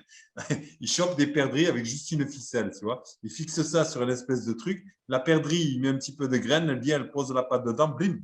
Tu vois, il l'a chopé. Et pourtant, il n'a pas de griffes, hein, tu vois. Mais il a un cerveau. Ouais. Alors, c'est dommage parce que dans la vidéo, ça commence bien. Tu vois, il dit qu'il passe un diplôme de nutritionniste aux États-Unis et ils lui apprennent que les protéines animales sont plus biodisponibles que les protéines végétales. Comme quoi, aux États-Unis, il peut y avoir. Il y a à boire et à manger, hein, ça c'est clair. Ouais. Exactement. Et du coup, ça, en fait, c'est documenté. Je le mettrai en post-prod. Hein, c'est documenté depuis 1980. Bon, c'est pas le score le plus actuel, hein, mais c'est le PDCAS, hein, donc c'est un score de digestibilité des acides aminés. Donc aujourd'hui, on ça a n'a pas le été DIAS. remplacé? Ouais, ça a été remplacé par le DIAS, mais bon, ça vaut quand même le détour. Donc en gros, c'est une formule qui va prendre en compte, à gauche le profil des acides aminés limitants, donc le facteur limitant, par rapport aux besoins de l'être humain. Alors, ça reste des moyennes, on a tous des besoins qui peuvent être à peu près variables, mais ça reste quand même une moyenne assez fiable. Et ils vont le multiplier par la digestibilité fécale. Donc, ils vont mesurer le taux d'azote dans l'aliment à l'ingestion, ils vont mesurer le taux d'azote dans les selles, ils vont déduire la digestibilité. Bon, comme on a quelques acides aminés qui sont perdus par putréfaction dans le côlon, c'est pas la meilleure approximation. C'est pour ça que le DIAS est meilleur, parce que le DIAS, ils vont chercher à la fin de l'iléon, donc ils ont une meilleure digestibilité. Exactement, parce que ça se digère avant. C'est ça. Et du coup, ben, tu te retrouves avec des tableaux comme ça où tu vois que l'œuf, le lait, la viande, c'est à 92 et le riz, ben, c'est à 0,47. Donc, quand tu manges tes protéines de riz, si tu vois 10 grammes de prot, eh ben, tu n'en as que 5 que tu arrives à digérer. Tu vois, le blé, c'est 0,4. Enfin, c'est catastrophique. Hein, tu divises généralement par deux. Hein, Ça rejoint ce qu'on dit. Donc, si tu catastrophique. voudrais avoir l'équivalent, il faudrait que tu en manges une brouette, en fait. Et est-ce que C'est toi, ça. tu es construit pour manger une brouette? Et ça va abîmer ton système ça, tu vois, c'est digestif. vite démonté. Ouais, c'est ça. Et si je peux me permettre vite fait de partager mon écran, je sais pas si Vas-y, ça va vas-y. marcher. Ça va marcher ou pas? Putain, Alors moi, ce qui me bute, c'est que c'est documenté depuis 1980, quoi. C'est. Oh, même avant, même Ça avant. marche ça? c'est- J'ai partagé mon écran là ou pas? Ouais, ouais. Ah, ok, on ok. voit tout, ouais. Ok. Mm. Bah voilà, les systèmes digestifs. Moi, je trouve ça encore fou qu'il y ait des gens qui disent que on a les mêmes, enfin que on a le même système digestif que des herbivores, quoi. Tu parlais, Abdelaziz, de l'estomac. Bon, bah, ça c'est clair, hein, on n'a pas l'estomac d'une vache, hein, par exemple, ok, Ouais. hein, qui a 4 Tu as 4 estomacs. compartiments dans Voilà. le rumen. 4 Après, compartiments. de dire que on a le côlon de la même longueur que un côlon d'herbivore, bah non. Et justement, j'aime bien cette image-là que je viens de mettre parce que on voit clairement qu'on est entre les deux. On n'est ni herbivore ni carnivore, on est omnivore. Ok, donc au niveau de l'estomac, bah ça, voilà, on a plus un estomac beaucoup plus proche de l'estomac des carnivores. Au niveau de la longueur de l'intestin grêle, bon, là sur ces images, à la limite, ça s'équivaut. Mais par contre, le côlon de l'herbivore est beaucoup plus grand, beaucoup plus large que le nôtre. Ok, et le nôtre, il est plus grand que le côlon des carnivores. Donc, on n'est ni carnivore, on n'est ni herbivore, on est omnivore. Okay, et puis surtout le sécom des herbivores est beaucoup plus grand que notre vestige de sécom ici. C'est l'accent que j'ai mis aussi ici. Entre la vache, l'humain, le lapin et la poule, la plus grosse différence, ça va être le sécom. Regardez le sécom de la vache, énorme. Le sécom du lapin, encore plus énorme. Le sécom de la poule, énorme. Et notre sécom, c'est notre appendice. Notre appendice, il est ridicule.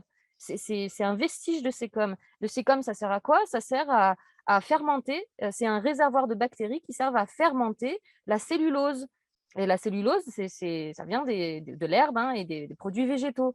Donc, nous ne sommes pas faits pour fermenter la cellulose en grande quantité. On peut en fermenter une petite quantité dans notre côlon, mais rien à voir avec les animaux herbivores.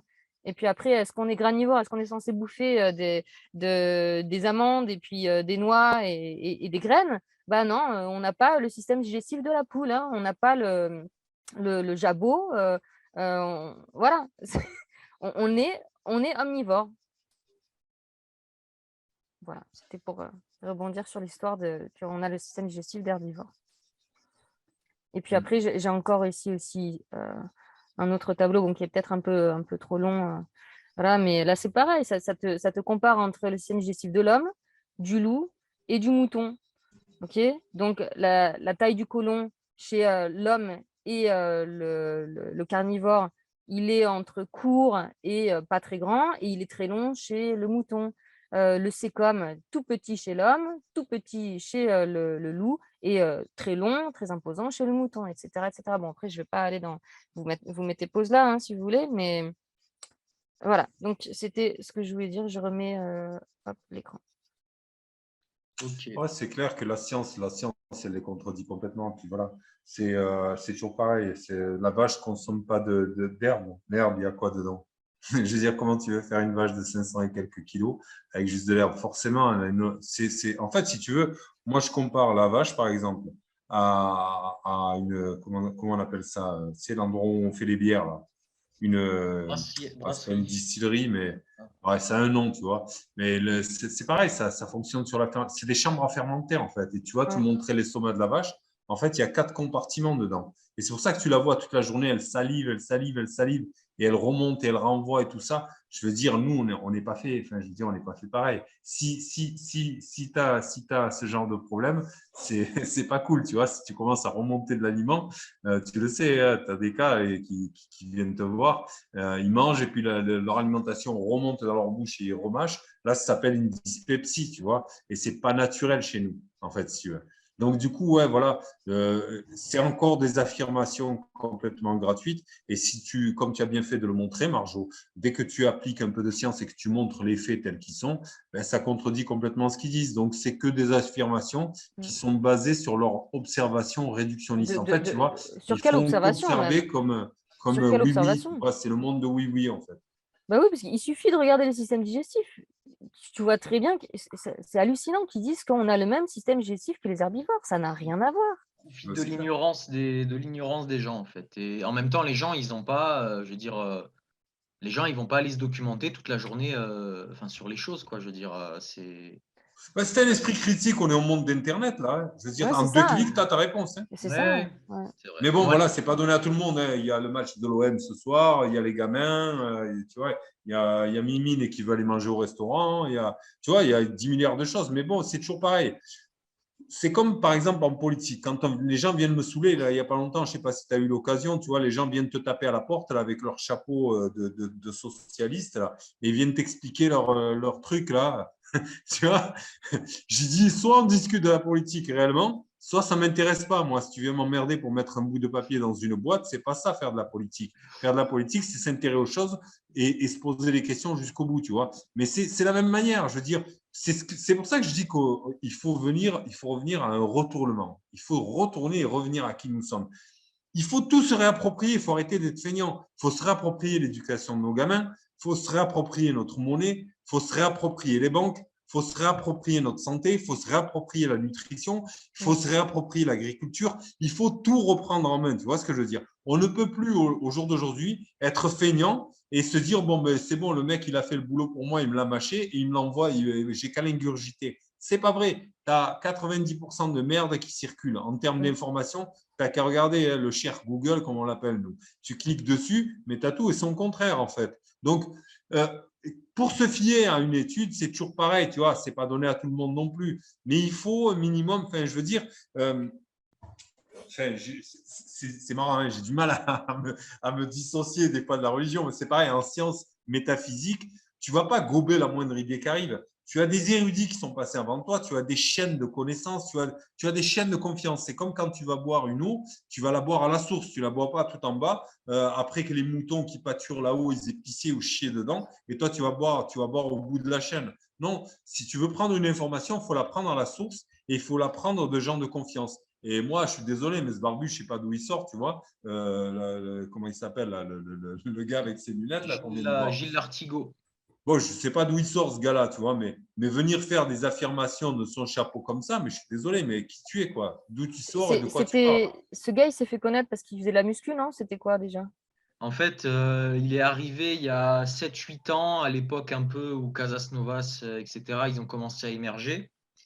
Et en fait, c'est un ancien publicitaire, donc un ancien bodybuilder. Enfin, il était dans le monde de la muscu. Et il est arrivé un peu avec ce style rocker, très musclé, etc.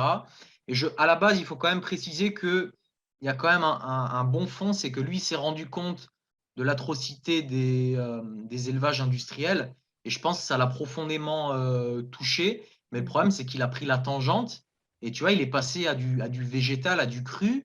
Mais tu le regardes aujourd'hui, mais c'est le mec, c'est une armoire à glace qui ne viennent pas me faire croire qu'il conserve ce physique avec du cru végétal. Ça, c'est quand même du foutage de gueule, tu vois. Le mec, pendant 40 ans, il a bouffé 800 grammes de viande par jour, tu vois. Il s'est bâti un physique, etc. Il a vendu plein de bouquins. Tu vois, pour te dire, ces bouquins, ils se sont tellement bien vendus que j'ai même des potes à moi qui n'ont rien à foutre de la nutrition qui l'ont acheté, tu vois. Donc, et en fait, il est parti complètement dans ce délire de cru végétal. Et aujourd'hui, ben voilà. Ouais, et comme on disait au début, je pense que les gens ils doivent vraiment comprendre que énormément de crudivores soi-disant et de véganes soi-disant ne le sont pas et ils mentent. Parce que j'ai eu quelqu'un qui m'a envoyé des messages récemment en me disant qu'est-ce que tu penses elle a l'air d'être en forme et je sais pas quoi, elle est végane. Soit ils sont véganes depuis pas longtemps, soit ils mentent. Et comme on disait au début, moi j'ai eu une cliente qui a fait des stages avec Irène Grosjean. Et Irène l'a dit devant tout le monde qu'elle mangeait des huîtres crues, ok? Et ça, c'est juste un truc qu'elle a dit. Qu'est-ce qu'elle mange qu'elle n'a pas dit? Ok? Donc, les gens, arrêtez de croire sur parole ce qu'on vous dit sur Internet. Ouais. Et comme tu disais, Abdelaziz, chacun devrait faire ses propres recherches. On ne peut plus se permettre, dans le monde dans lequel on vit, où on se fait manipuler à tour de bras dans tous les domaines possibles, on ne peut pas se permettre de gober ce qu'on nous raconte. Il faut absolument qu'on fasse ses propres recherches. Ouais. Et voilà. Ouais. C'est pas parce que l'histoire est bien racontée qu'elle est forcément belle, tu vois. Et c'est des types, ils arrivent. Mais en fait, voilà, tu sais, c'est plus un effet de style. En fait, tu sais, le plus, je le dis souvent, ça, le plus bas niveau de réflexion, c'est l'émotionnel, tu vois. Et en fait, c'est beaucoup plus émotionnel que réfléchi, tout ça. Et au final, tu me dis, le mec, il a été choqué, il a dit, là, que machin, truc. Ouais, mais d'accord, il a été choqué, mais d'où ça lui permet de venir faire des affirmations du haut de son chapeau, sans donner de vérifier, sans truc, ouais, tu vois, genre, il a écouté une vidéo d'Irène Grosjean ou de quiconque, hein, parce que c'est pas la seule, hein, je veux dire, il y en a énormément. Tu as écouté la vidéo d'un tel et tu viens régurgiter la même connerie sans la réfléchir. Et ça, c'est le summum de la stupidité, c'est ça, en fait. C'est gober des trucs et les ressortir de l'autre côté sans les vérifier. Puis là, je rappelle beaucoup aux gens qui vont peut-être regarder cette vidéo, c'est que nous, au-delà de ce que font ces gens-là à faire des affirmations gratuites, on fait de la recherche, on enseigne et on pratique. Donc, sur le terrain, tu vois, pour revenir à ce que tu disais tout à l'heure, Marjo, franchement, il ne faut pas 15 ans. Hein. Il ne faut pas 15 ans. Dès que tu ne commences pas à manger de la protéine animale, tu commences à perdre de la masse. Hein. Ça, c'est ce que disait Jérémy par rapport au gars. Là, je suis d'accord, ça peut aller plus ou moins vite. Mais je te garantis, il passe 40 jours. Déjà, il passe 40 jours, parce que c'est ça la limite. Hein. Il va passer 40 jours sans manger de viande. Ça va déjà commencer à diminuer. Là, tu vois, au niveau de la masse musculaire, parce que ton corps va venir pomper sur tes réserves. C'est l'homéostasie, tu vois. Non, mais si tu ne l'as pas par l'apport, voilà. Je suis d'accord que ça va vite, mais il y a quand même des gens, et pas mal de gens, qui peuvent durer des années et des années et qui ne se rendent pas compte, soit parce qu'ils ne font pas de sport, soit parce que ils ont beaucoup mangé de viande avant. Non, mais ils vont se claquer, tu vois ce que je veux dire, au niveau des minéraux, ça va manquer. Au fur et à mesure. Ils vont faire des crampes, ils vont alors, faire, tu vois. regarde, là aussi où ça joue, c'est que vu que c'est très graduel, la dénutrition année après année, en étant végane ou crudivore, elle est tellement graduelle que… Et puis, les gens aussi qui se lancent là-dedans se sont tellement mis dans la tête que c'était le meilleur pour eux qu'ils ne peuvent pas s'imaginer que leurs soucis de santé viennent de leur alimentation, puisqu'ils pensent qu'en mangeant crudivore, vegan, c'est la meilleure alimentation possible. On en voit plein des gens comme ça qui se dégradent au fur et à mesure et qui ne comprennent pas et qui vont chercher ailleurs, qui se disent « Ah bah tiens, c'est parce que j'ai pas assez détoxifié » ou je sais pas quoi, et qui s'enfoncent de plus en plus dans une alimentation végane. Et c'est comme ça qu'il y en a qui durent pendant des années et des années. Et c'est un blocage psychologique aussi. Après, souvent, ce qu'il faut rajouter aussi, c'est qu'il y a des gens qui n'ont aucune idée de ce que ça veut dire être en santé, être en vitalité. Aussi, ouais. Donc, ils se disent en bonne santé, ils vont faire des vidéos, ils vont dire que tout va bien, mais ils ne savent pas ce que c'est de se réveiller le matin avec 9 sur 10 en termes d'énergie. Ils ne savent pas ce que c'est d'être lucide, ils ne savent pas ce que c'est de pouvoir claquer 10-15 km et d'être frais le lendemain. Enfin, voilà, ça, il faut quand même le dire. Et puis, je pense que les gens à qui tu fais référence, chez qui peuvent tenir longtemps, je pense que c'est quand même une minorité de personnes. Je pense que la majorité se casse la gueule quand même assez rapidement, quoi. Je sais pas. En tout cas, moi, c'est mon expérience. Hein. Je te dis… Peut-être plus chez les hommes. Je pense que chez les femmes, c'est peut-être… Parce que les hommes, peut-être, ont un besoin plus important. Enfin, quoique, ça se discute. Mais… C'est au niveau hormonal chez la femme, si tu enlèves la protéine, je te garantis. Mais en tout cas, justement, celles que j'ai vues qui ont duré longtemps, c'était des femmes, en fait, pas des hommes. Ou alors, c'est des menteuses. C'est aussi con que ça. Moi, je vois pas Non, mais oui, bien sûr. 15 ans, excuse-moi. Genre, celle que j'ai interviewée, la Brittany, sur ma chaîne, sur les ondes 5G, elle a été végane pendant 11 ans. Et elle était vraiment hardcore végane et elle pensait qu'elle serait végane à vie parce qu'elle y croyait vraiment et tout ça. Et au début, elle allait mieux. Et puis, au fur et à mesure, c'était pire en pire, pire en pire, pire en pire. Et puis, elle a été obligée de faire face à la situation, à la vérité telle qu'elle était. Elle se trouvait de pire en pire parce qu'elle ne mangeait plus de produits animaux depuis aussi longtemps. Et quand elle a remangé des produits animaux, mais tous ses problèmes de santé se sont évaporés. Elle avait enfin à nouveau de l'énergie. Elle a pu enfin régler ses problèmes de santé. Mais ça a duré 11 ans. Un autre point qu'il ne faut pas négliger, c'est que quand tu rentres dans ce genre de régime, psychologiquement, ça ne va plus. Donc, tu vois, tu n'es plus apte à même prendre la mesure de ce qui t'arrive et tu n'es même plus apte à raisonner clairement et posément. Tu deviens hystérique presque, tu vois. Oh là là, mais parce que tu as compris ce que je veux te dire. Tu le vois sur le terrain. Ouais, mais tu as compris. On les a tous vus. Au niveau de la santé mentale. Il y en a une qui est passée chez Hanouna, moi, elle m'a fait flipper. Je te jure, j'ai tiré la couverture sur moi. Je te jure, j'ai vu ça, un truc. Elle leur dit, mais action, mais non. Tu vois, elle commence à gueuler dans le truc. Tu regardes le truc, tu dis, qu'est-ce qui se passe, quoi. Et j'en ai rencontré, là, tu sais, avec qui j'avais discuté. C'est bon, je lui dis, attends, je reviens pas. Je m'en vais, tu sais quoi. Tu peux pas rentrer dans des conversations comme ça, c'est pas possible. Enfin,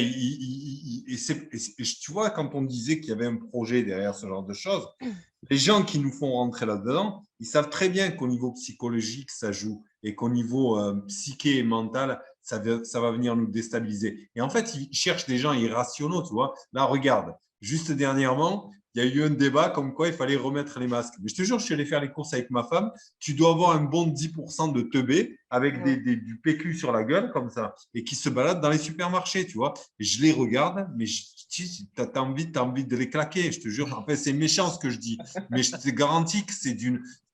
Comment tu peux être je sais pas moi, un pissoir comme ça, où on vient te pisser dans le cerveau, et dès qu'il y a une impulsion, hop, il y a réaction. Mais c'est dingue, ça a été, là, cette semaine, il y a eu le début du débat, ça a refleuri les masques. Et les gens, boum, se remettent avec ça sur la gueule. Mais c'est bientôt la exactement… 4e dose. Ils vont tous courir à la 4e, puis la 5e dose. Oh, bon. Là, on est parti pour quelque chose, je te le dis. Non, on va se faire striker, là, calmez-vous. Là. Non, on n'a rien dit, tu as vu, on est resté tranquille. On n'a pas dit les mots interdits. Tu vois. Ok, de toute façon, on arrive à la fin. Bon, je ne vous cache pas qu'on n'a pas fait la moitié des extraits qui étaient… Mais toi aussi, tu es plein de rendez-vous, de machin. Ce genre de vidéo, il faut le faire le soir, tranquille, tu vois, quand tu as tout le temps de… Ouais, mais en même temps, si on fait une vidéo de 3 heures, les gens, ils vont pas regarder. Tu la coupes en plusieurs, c'est pas grave. Ouais. Parce que, enfin, je le dis encore une fois, je sais que peut-être ça vous embête de faire ce genre de vidéo, mais moi, j'y vois un vrai intérêt parce que je te dis, de temps en temps, je reçois des coups de fil. Tu vois, je reçois un coup de fil d'une maman.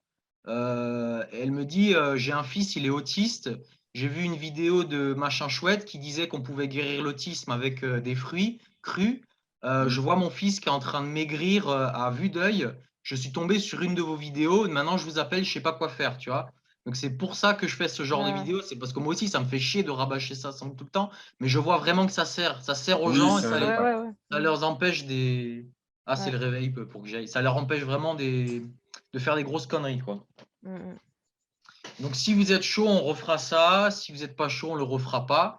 Ah, mais je pense qu'on a couvert l'essentiel, tu vois. C'est bien. Ouais. On a dit quand même pas mal de choses. Je veux dire, c'est simple. Après, si les gens veulent aller voir un petit peu… Après, oui, on peut en refaire d'autres. Hein. Moi, ça ne me dérange pas. C'est rigolo. Alors, nos différents sites, je pense qu'il y a déjà des articles, il y a déjà des vidéos sur ton blog, sur le mien, sur ma chaîne, sur la tienne, sur celle de Marjo. Donc, s'ils veulent aller un petit peu plus loin, ils peuvent largement, il y a largement de quoi faire. Là où je rejoins Jérémy, c'est qu'au-delà de faire, nous, dans notre coin, chacun ce qu'on fait, ce qui est très bien, ce genre de critiques, ça met un peu une étincelle dans la poudrière, en fait.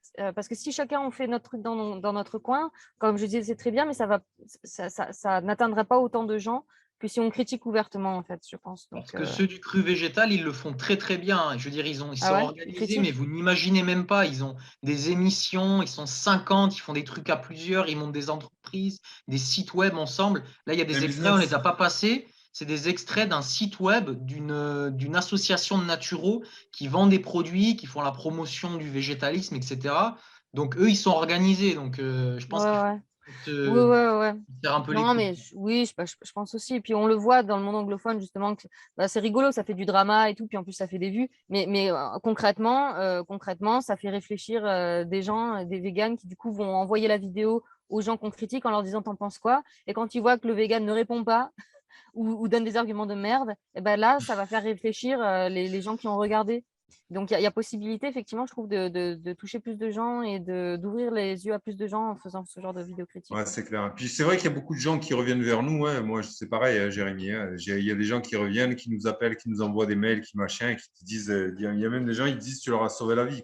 Parce qu'ils étaient sur une fausse route et ils ne s'en étaient pas rendus compte. Donc, c'est très bien. C'est très bien. Yes. Voilà. Ok, bon, désolé pour l'imprévu là, mais la prochaine fois, on prendra bien le temps et puis si ça vous va, quoi. Ok. Et en conclusion, moi je dirais aux gens, soutenez vos agriculteurs locaux, tu vois, prenez-en soin. C'est des gens qui sont essentiels, qui sont centraux dans nos modèles de société. Et c'est ça la résistance en fait. C'est au niveau de la consommation, de la façon dont tu consommes, il faut revenir à ça. Donc, si tu as des locaux, moi, je sais que par exemple, mon mouton, je vais l'égorger moi-même avec le gars là dans la ferme. On n'est pas très loin et chaque fois, je n'achète pas de viande dans le boucher. Super. Moi, j'ai pas de meilleur message. Pareil, soutenez vos agriculteurs locaux. Et Ça soutenez va la faire du chasse. bien à l'économie. Et allez, Très bien, moi c'est pareil, ça fait partie du traditionnel. Je soutiens aussi la chasse. allez, je vous dis Ouais. à plus. À bientôt. Bonne Ciao. soirée. Salut. Enfin, bonne après-midi. Ouais. Ciao, ciao. Ouais, bonne journée, quoi. Bonne nuit. Ciao, ciao. Bon, Ah, c'était cool. Ouais. Eh ben, à Content de bientôt. faire ta connaissance. J'ai pas voulu couper, justement, je pensais que tu allais rester. Ouais, j'avais vu plusieurs vidéos que tu avais fait avec Jérémy. C'est bien ce que tu fais. C'est bien. Bah, merci. Bah, j'aime aussi ce que tu fais, donc c'est cool. Bah oui, c'est cool qu'on se soit rencontrés dans la vidéo d'aujourd'hui. J'avais hâte de faire ta connaissance aussi. Ouais, pareil. Il m'avait beaucoup parlé de toi, Jérémy Ben. C'est quand, si tu veux, on pourra faire pareil, hein, une vidéo. Ah bah Si tu as pourquoi envie de pas, faire ouais. un truc sur un sujet, ça pourrait être intéressant. Hein. Carrément. Et j'avais lu justement ton article sur les vaches et ce que bouffent les vaches, ce dont tu parlais tout à l'heure dans la vidéo. Et j'avais trouvé ton article très bien que j'avais aussi partagé dans mon groupe Facebook parce que c'est Ah, bah, c'est exactement cool. ça. Les vaches ne mangent pas, enfin, n'obtiennent pas leur énergie de l'herbe, ça vient de la fermentation de la cellulose grâce aux bactéries. Mais ouais, donc nickel. Bah écoute, Bah, ouais, écoute. on se tient au courant. Ouais, avec plaisir. Prends Ça soin de va. toi et puis à très bientôt. À bientôt. Salut. Ciao.